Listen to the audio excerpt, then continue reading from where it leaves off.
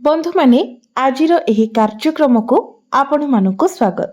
आजिर एही कार्यक्रमटी कर्कट राशि व्यक्ति विशेष मानक पई बहुत गुरुत्वपूर्ण अटे, बहुत ही खास अटे। कारण कर्कट राशि व्यक्ति विशेष मानकर जीवन एही मकर संक्रांति परठारु एक नुआ मोड़ नेबा पई जाउछि। कारण ग्रह मानकर गोचर रे एपरि एक परिवर्तन हेबाकु जाउछि जहा आपणको सफलता आड़को टाणी नेबाकु जाउछि। आपणको अनेक क्षेत्र रे सफलता मिलिबाकु जाउछि। आपणकर अनेक इच्छा आकांक्षा पूर्ण हेबाकु जाउछि। कारण ग्रह मानकर स्थिति आपणकर कुंडली रे मजबूत बनिबाकु जाउछि। बंधु माने एही मकर संक्रांति दिन सूर्य आपणकर सप्तम भावरे प्रवेश करिवे। अन्य प्रमुख ग्रह माने मध्य आपणकर सप्तम भावरे प्रवेश करिवे, जहा फलरे अनेक क्षेत्र रे आपणको सफलता मिलिबाकु जाउछि। तो बंधु माने एही मकर संक्रांति परे केउ सब क्षेत्र रे आपणको सफलता मिलिबाकु जाउछि एवं केउ सब क्षेत्र रे आपणको सतर्कतार आवश्यकता रहिछि से विषय जानिबा पई आपण माने भिडियोटी को स्किप न करी शेष पर्यंत निश्चय देखंतु एवं भिडियोटी को लाइक करी चैनल टी को सब्सक्राइब करी दियंतु। कमेंट बॉक्स रे भक्ति एवं श्रद्धार सहित जय श्री जगन्नाथ जय मां लक्ष्मी निश्चय लिखंतु। तो बंधु माने आसंतु आरंभ करिबा आजिर एही कार्यक्रम को, जहा आपणकर जन्म राशि तथा चंद्र राशि उपरे आधारित अटे। तो राशि चक्रर 12 गोटी राशि मध्यरु चतुर्थ राशि हेउछि कर्कट राशि एवं कर्कट राशि राशिधिपति हेउछंती चंद्रमा। तो बंधु माने पूर्वरु आपणकर स्वास्थ्य रे समस्या देखा देउथिला। जॉइंट पेन, बैक पेन भली समस्या देखा देउथिला। पेटरे आपण जंत्रणा अनुभव करुथिले। आपणकर इंडाइजेशन भली समस्या देखा देउथिला। किंतु एही मकर संक्रांति ठारू आपण आपणकर स्वास्थ्य रे सुधार देखिबाको पाइबे। आपणकर पूर्वरु जो सब स्वास्थ्यगत समस्या रहितिला से सब दूर होइछिबो। आपणकर इम्यूनिटी सिस्टम स्ट्रांग हेबो एवं आपण निजको स्वास्थ्यवान अनुभव करिवे। आपणकर शिक्षा क्षेत्र कथा जदि कहिबा तो विद्यार्थी माने मध्य एही मकर संक्रांति परठारु निजर शिक्षा क्षेत्र रे बहुत अधिक उन्नति लाभ करिबाको जाउछंती। कारण आपणकर पंचम भाव आपणकर शिक्षा भावर अधिपति मंगल पूर्वरु आपणकर षष्ठ भावरे गोचर करुथिले। षष्ठ भावटी कुंडली रे भल बोली माना जाय न थाए। तो पूर्वरु आपणकर मन पाठ पढ़ारे लागु नथिला। शिक्षा क्षेत्र रे अनेक बाधा विघ्न मध्य सृष्टि हेउथिला। परीक्षा रे आपणको आपणकर परिश्रम अनुसार सफलता मिली पारु नथिला। किंतु एही मकर संक्रांति परे आपण देखिबे जे आपणकर शिक्षा क्षेत्र रे एक पॉजिटिव चेंजेस आसीबो। पाठ पढ़ारे आपणकर मन लागिबो, आपणकर एकाग्रता बढ़िबो। एही मकर संक्रांति परे जदि आपणकर किछि एग्जाम अछि, कॉम्पिटिटिव एग्जाम अछि, प्रतियोगितामूलक परीक्षा अछि, सरकारी परीक्षा अछि, तो सेथिरे आपण निश्चित भावरे कृतकार्य हेबे। कारण सूर्य आपणकर सप्तम भावरे रही आपणकर प्रथम भाव को देखिबे। तो आपणक मध्यरे कॉन्फिडेंस लेवल मध्य बढ़िबो एवं आपण निश्चित भावरे निजर लक्ष्य स्थल रे मध्य पहुंची पारिबे। पाठ पढ़ा रिलेटेड आपण किछि बड़ स्टेप नै पारंती। एही मकर संक्रांति परे जदि आपण किछि फॉर्म फिलअप करूछंती किंबा एडमिशन नेउछंती तो आपणक पई ताहा बहुत भल रहिबो। आपणकर प्रेम जीवन कथा जदि कहिबा तो पूर्वरु आपणक मध्यरे अनेक मिस अंडरस्टैंडिंग हेउथिला, मिस कम्युनिकेशन हेउथिला। छोट छोट कथा को नेकी आपणक मध्यरे जुक्ति तर्क कली झगड़ा हेउथिला। आपण परस्पर मध्यरु भूल बाहर करुथिले। किंतु एही मकर संक्रांति को आपण देखिबे जे धीरे धीरे आपणक मध्यरे सब किछि ठीक होई जिवो। पूर्वरु आपणक मध्यरे जहाँ भी किछि डिस्टर्बेंस थिला से सबुर समाधान होई जिवो। आपणक मध्यरे भल पाइबा बढ़िबो, बुझामणा बढ़िबो। आपण परस्पर को बुझी पारिबे।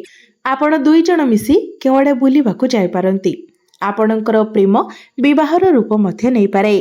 आपणकर वैवाहिक जीवन कथा जदि कहिबा तो वैवाहिक जीवन मध्य आपणकर बहुत भल रहिबो। कारण आपणकर सप्तम भावर अधिपति वैवाहिक जीवनर अधिपति शनि आपणकर नवम भावरे भाग्य भावरे गोचर करुछंती। ଏହା ଫଳରେ ଆପଣଙ୍କର ଜୀବନ ସାथीଙ୍କର पर्सनाल एवं प्रोफेशनल लाइफ रे ग्रोथ आसीबो। आपणଙ୍କ ପାଇଁ आपणଙ୍କ ଜୀବନ ସାଥୀଙ୍କର ଭାଗ୍ୟୋଦୟ ହେବ। ସେ ନିଜର କ୍ୟାରିୟର କୁ ନେଇ କିଛି ବଡ଼ ଷ୍ଟେପ୍ ନେଇ ପାରନ୍ତି। ନିଜର କ୍ୟାରିୟର ରେ ତାଙ୍କୁ କୌଣସି ବଡ଼ अचीवमेंट ମଧ୍ୟ मिलिपारे। ଏହା ସହିତ ଆପଣଙ୍କର ବୈବାହିକ ଜୀବନ ମଧ୍ୟ ସୁଖମୟ ସାବ୍ୟସ୍ତ ହେବ। ଆପଣ ଦୁଇ ଜଣ ମିଶି କିଛି ବଡ଼ ପଦକ୍ଷେପ ନେଇ ପାରନ୍ତି। ଦୁଇ ଜଣ ମିଶି କେଉଁଆଡ଼େ ବୁଲିବାକୁ ଯାଇ ପାରନ୍ତି। ଭାଗ୍ୟ କଥା ଯଦି କହିବା ତ ଆପଣଙ୍କର ଭାଗ୍ୟ ଭାବର ଅଧିପତି ହେଉଛନ୍ତି ଦେବଗୁରୁ ବୃହସ୍ପତି। ଗୁରୁ ଆପଣଙ୍କର ଦ୍ୱାଦଶ ଭାବରେ ଗୋଚର କରୁଛନ୍ତି। ଗୁରୁଙ୍କର ସ୍ଥିତି ଏଠାରେ ଟିକେ କମଜୋର ରହୁଛି। ତ ଆପଣଙ୍କର ଯଦି ସେମିତି କିଛି ଏମର୍ଜେନ୍ସି ନାହିଁ, अर्जेंट नहीं, तो आपण टिके अपेक्षा करनियंतु। जेतेबेले गुरु आपणकर प्रथम भाव को प्रवेश करिवे से पर्यंत आपण भाग्य संबंधित जहाँ भी निर्णय नेउछंती आपण टिके रहि जांतु। जेतेबेले गुरु आपणकर प्रथम भाव रे कर्कट राशि रे उच्चस्थ होई जिवे सेतेबेले संपूर्ण भाव रे आपणको आपणक भाग्यर साथ मिलिबो।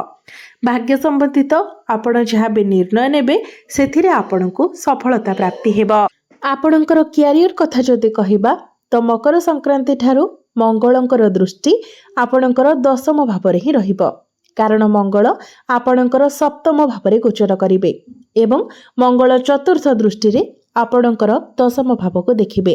तो निश्चित भाव रे आपणकर क्यारियर रे एक बहुत भलो परिवर्तन आसीबो। आपण निजको एनर्जेटिक फील करिवे।